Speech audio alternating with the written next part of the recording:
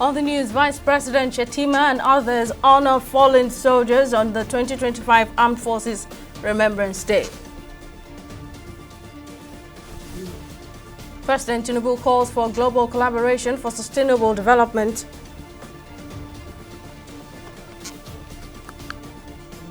And Nigeria's headline inflation rate rises to 34.80% in December 2024.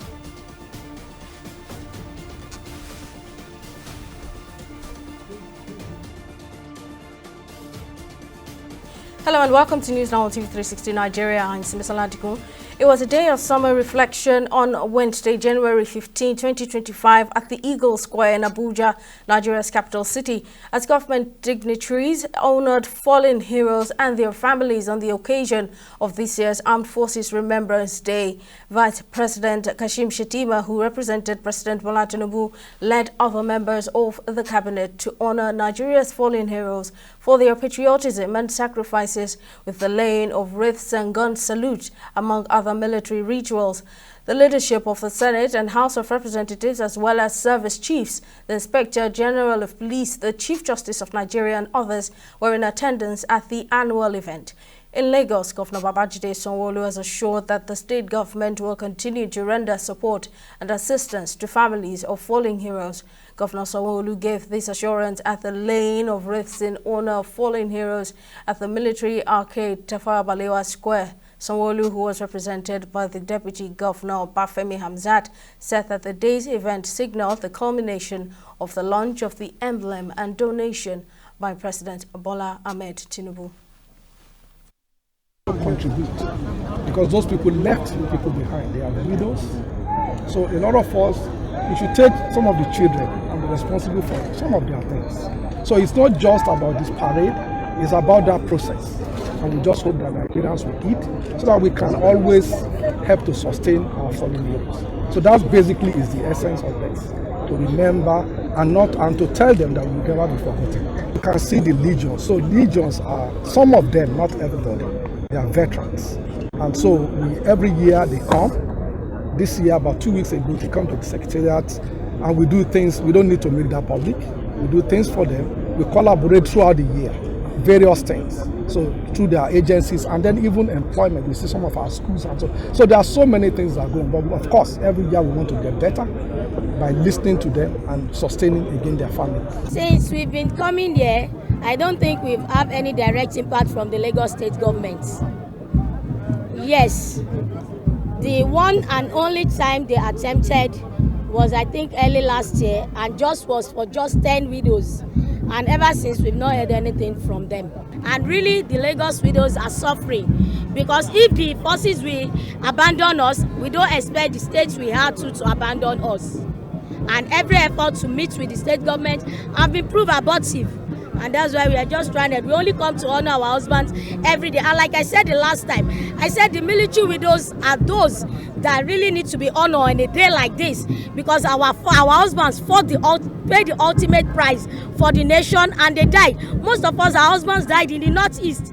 And they died in the Northeast. We are abandoned, apart from the benefit that were being given to us. Let us check what the economy of this country is saying today. We are not finding it easy at all. Even what they are giving us as sponsorship is not enough to train our children in school. President Bola Tinubu has assured a high-profile audience in the United Arab Emirates that Nigeria is ready to work with other nations to build a resilient, equitable and sustainable world for all.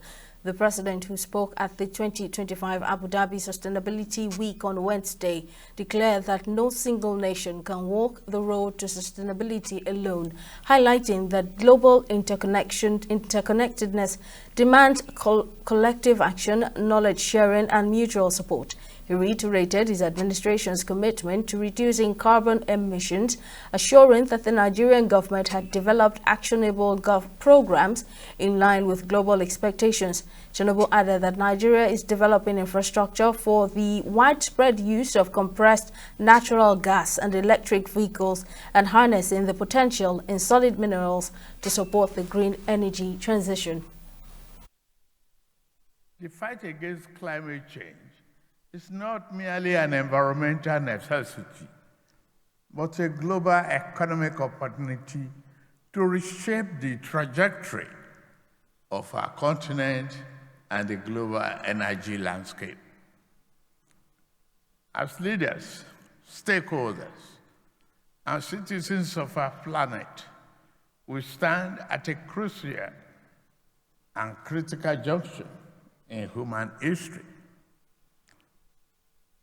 To succeed, we must innovate, collaborate, and decisively collaborate as a global community. As Africa's most populous nation and one of its largest economies, Nigeria recognizes its responsibility to demonstrate the required leadership on these matters. We have embraced a vision of sustainability that aligns with global aspiration while addressing the local realities. Our efforts are anchored on 3 pillars: energy transition, climate resilience, and sustainable development. My administration, we recognize this problem from the word get-go, from inception. We recognize the importance of reducing carbon emission and a just transition to clean and renewable energy, promoting environmental sustainability and economic growth. Energy transition, dear delegates and all the excellencies, our energy transition plan, like many nations, are aimed at diversifying energy sources and reducing our dependency on fossil fuel. If you look at what we are doing in Nigeria, we are really trying to make sure that we try to face the problems of the environment. The government started by introducing CNG, which is to reduce the carbon emissions that we have in the environment. And we are doing a lot of things in that regard, focusing more on gas instead of petrol and so on. And these are all things to ensure that we have an environment that is safe for the survival of our planet.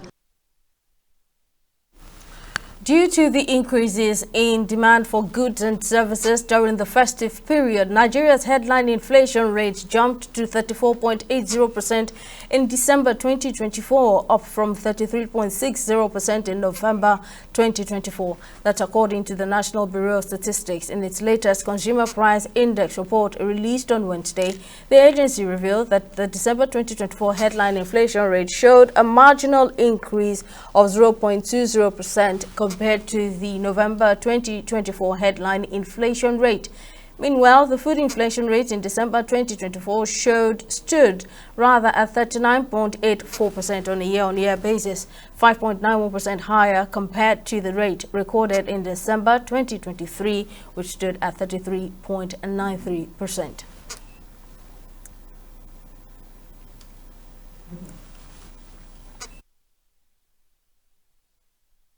The National Assembly's Joint Committee on Livestock Development has declared the 11.8 billion naira proposed for the takeoff of the newly established Federal Ministry of Livestock Development as grossly insufficient. This was disclosed on Tuesday when the minister in charge of the ministry, Ide Maiha, led the management staff of the ministry and heads of agencies to defend the budget before the Joint Committee of the National Assembly. TV360's Folashade Olusegun files the report. The federal government had budgeted 10 billion naira as capital expenditure and 1.8 billion naira as overhead for the Livestock Ministry in the 2025 budget. The Minister of Livestock Development told the National Assembly Joint Committee that the amount earmarked for the takeoff of the ministry was inadequate, revealing that 3 months after its creation, the ministry operates without essential infrastructure and equipment to function. He added that the ministry currently operates out of the office of the Secretary to the Government of the Federation due to the lack of office accommodations and operational facilities. This budget is to lay the foundation for the takeoff of the ministry going forward. What we believe is that what we've been allocated is sufficient enough to lay that foundation. But of course, we are not saying that that's all we require. As the time goes on, we'll look for special grants because of the criticality of this sector. We'll look for also supplementary budget.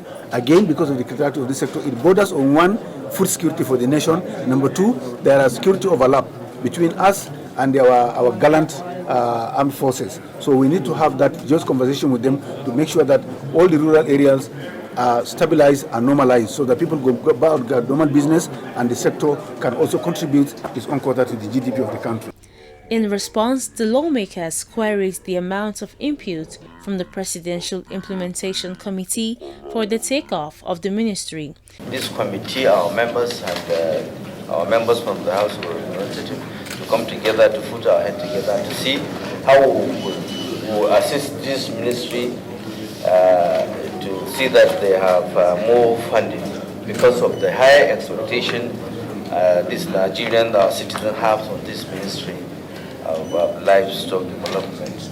And want to assure the minister that we will do our best to see that we definitely assist you in terms of on this budget issue. Give you all the necessary support to realize the purpose of setting up this, establishing this ministry. We'll expect you to give us progress report on some of these your challenges, because we have noted some of the challenges, issue of accommodation and others. So that where necessary, we will make intervention. The committee thereafter asked the minister to harmonize adequate financial needs of the ministry and represent it as a supplementary budget while promising prompt approval.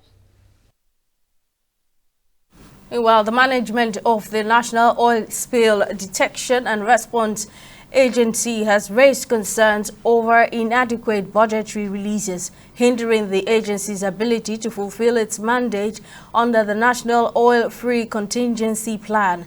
The Director General of NOSTRA, who voiced these concerns during the Ministry of Environment's budget deferred session before the National Assembly Committee on Environment, attributed the agency's financial constraints to the envelope budgeting system, which limits its operational capacity. He expressed optimism that the committee, chaired by Senator Ned Nwoko, would appreciate the urgency of the situation and advocate for increased funding. So it's 0% on capital project. For overhead costs, the sum of 239,239,099 covers was appropriated. This one too was released 99%. And the reason I also want to state that the overhead release is inadequate with respect to assignment of National Oil Spill Contingency Plan given to the agency. When I inquired, they said it is based on the envelope system. We have made a letter to the office of the Director General Budget Office, and I thank God for this open invitation you've given to us. I will come back to the committee.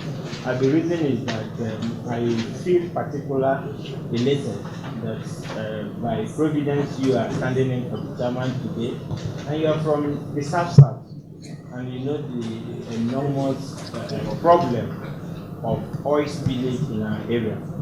When this agency was created in 2006, the mandate establishing the agency raised the responsibility of cleaning up the spill on the spiller.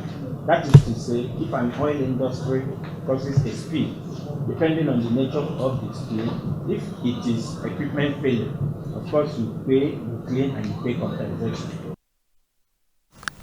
And on health matters, the Lagos State Primary Healthcare Board has announced the remarkable success of its recently concluded measles and yellow fever mass vaccination campaign. The achievements of the initiative were disclosed during a press conference held at the Bagauda Katho Press Center, Lausa Secretariat, Ikeja, Lagos.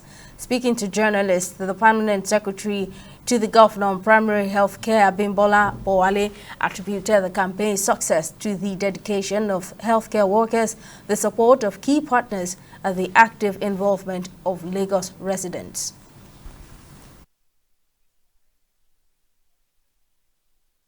Yellow fever and the human papilloma virus, prioritizing high-risk populations and leveraging innovative strategies to maximize impact by focusing on both urban and remote communities. The campaign sought to achieve herd immunity, reduce disease transmission, and strengthen routine immunization systems.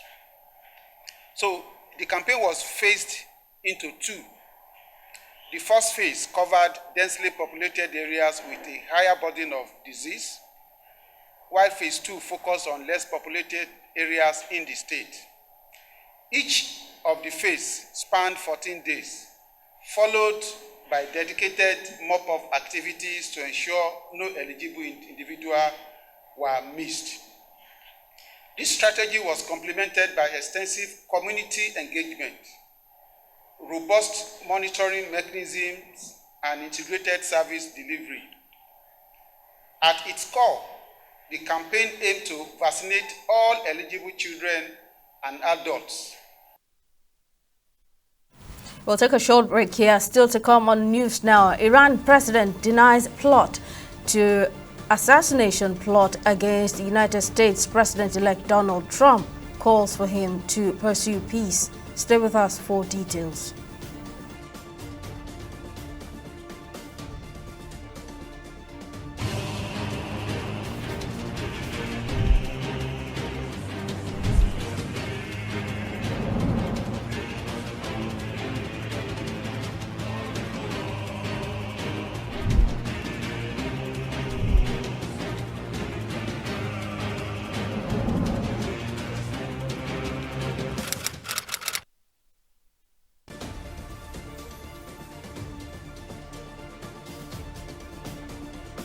Welcome back. Here's a recap of our top stories. It was a day of somber reflection on Wednesday, January 15, 2025, at the Eagle Square, Abuja, Nigeria's capital city, as government dignitaries honored fallen heroes and their families on the occasion of this year's Armed Forces Remembrance. Vice President Kashim Shettima, who represented President Bola Tinubu, led other members of the cabinet to honor Nigeria's fallen heroes for their patriotism and sacrifices with the laying of wreaths and gun salute, among other military rituals. We also told you that President Bola Tinubu has assured a high-profile audience at the United Arab Emirates that Nigeria is ready to work with other nations to build a resilient, equitable and sustainable world for all. The president, who spoke at the 2025 Abu Dhabi Sustainability Week on Wednesday, declared that no single nation can walk the road to sustainability alone, highlighting that global interconnectedness demands collective action, knowledge sharing and mutual support. In case you missed any of our news bulletins, of more updates, you can catch us on Limex World TV and AVO TV, or log on to our website on www.tv360nigeria.com. You can also follow us on our social media platforms on Twitter, Instagram and YouTube at TV360 Nigeria, or download our mobile app on Google Play Store, Huawei App Gallery and Apple Store. On Facebook, we're at TV360 Online. In the last 3 years, we have built a multi-purpose center, which is the envy of all in our constituency. And I can tell you that the people who are living there are already enjoying it. Guy, do you think what this man just said is true? See, I seriously doubt. I'm sure it's one of those their silly lies. And wait, do you know there's a way to find out if these things he's saying is true or not? This is the Construct app. It gives people like us a sure way to track implementation of constituency projects. It gives valid and verified information on location of projects, amounts allocated, amount funded, the level of job done, and even the profiles of concerned legislators. you and I can post directly on this app. Are you serious? This is the GoTour app. If you want to know how our Commonwealth is being expanded by the government. Wow. Let's even see if what this man said is true. Show me. The Construct app is developed by Other Paper Nigeria with support from USAID and is available on both Google Play Store and Apple Store. And it's true. Of course, I told you.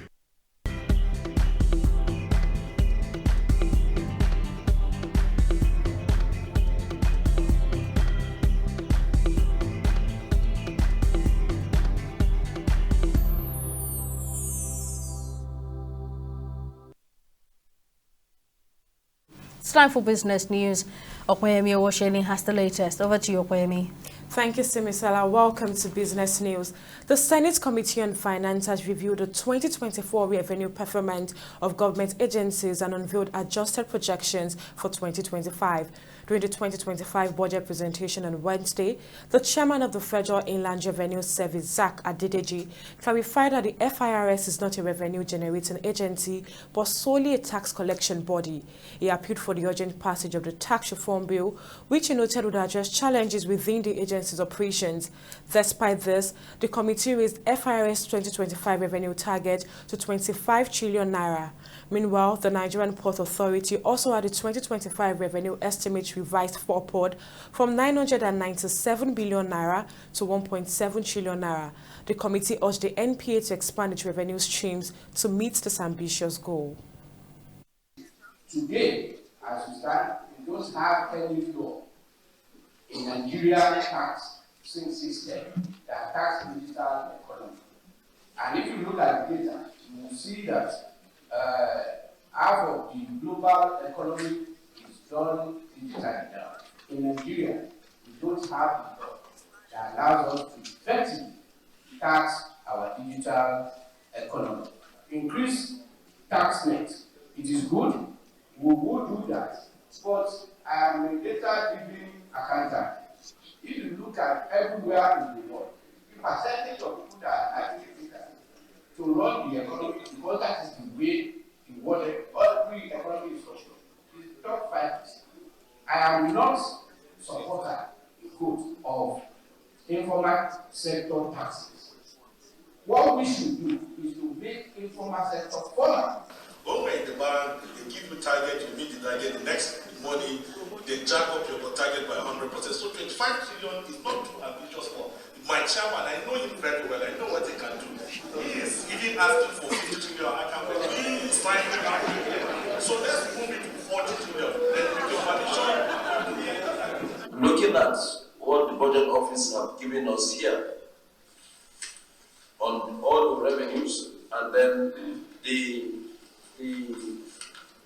records we received of all your remittances, both the one that went directly to Central Bank and the reconciliation with the Office of the Accountant General of the Federation, I am of the opinion that Nigerian Port Authority, your target should not be anything less than 2 trillion.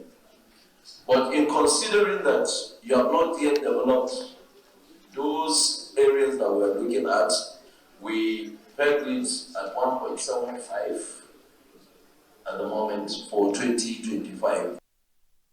We'll take a break now and be back with updates from the stock market.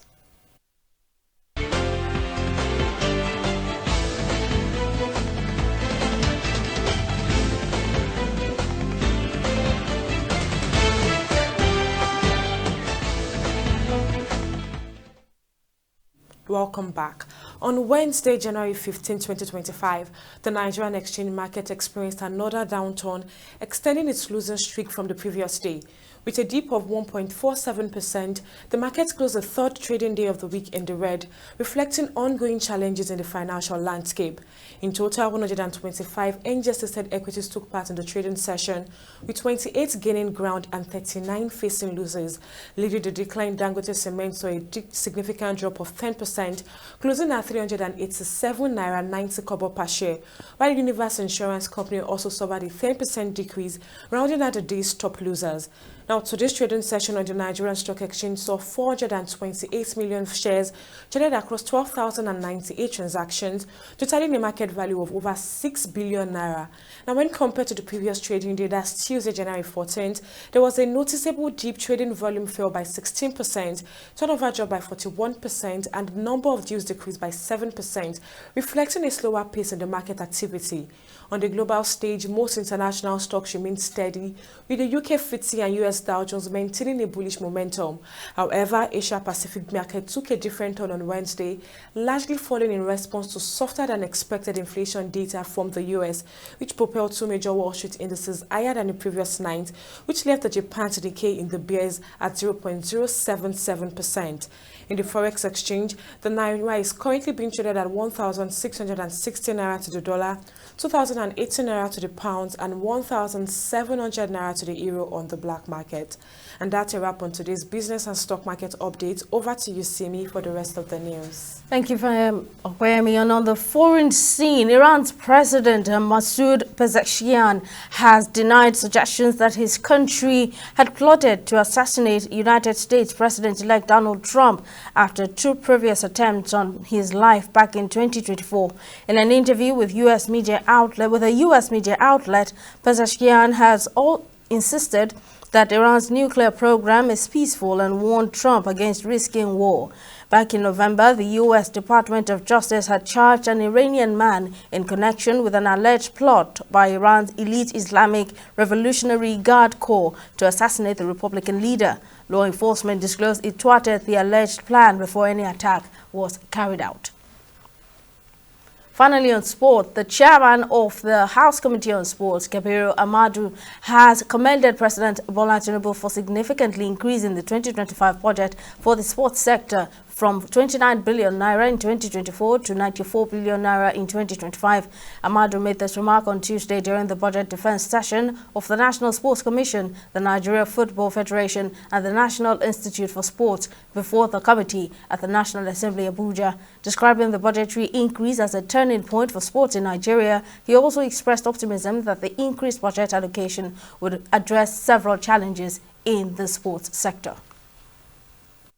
As per the 2024 budget, which is what we made, we came in October. By then already the budget have actually been almost concluded. The result of the budget, which I think there is further clarification, the director is here to clarify. The personnel expenditure, which was 2.5 billion plus in 2024, has been funded almost 100%. So which means everybody has paid their salaries and everybody for the year. The overhead, which is 3.9 billion for 2024, has also been funded 99.9% because they have already finished. So all the personnel have been done. The capital, which is where we have projects to be done for 2024, unfortunately, out of the 20 billion budgeted in 2024, only 7.8 billion has been funded to date, which basically is 39%. So that's the summary of the results of the budget performance of 2024. And it's a wrap on News Now. Thank you very much for watching. We'll see you again next time.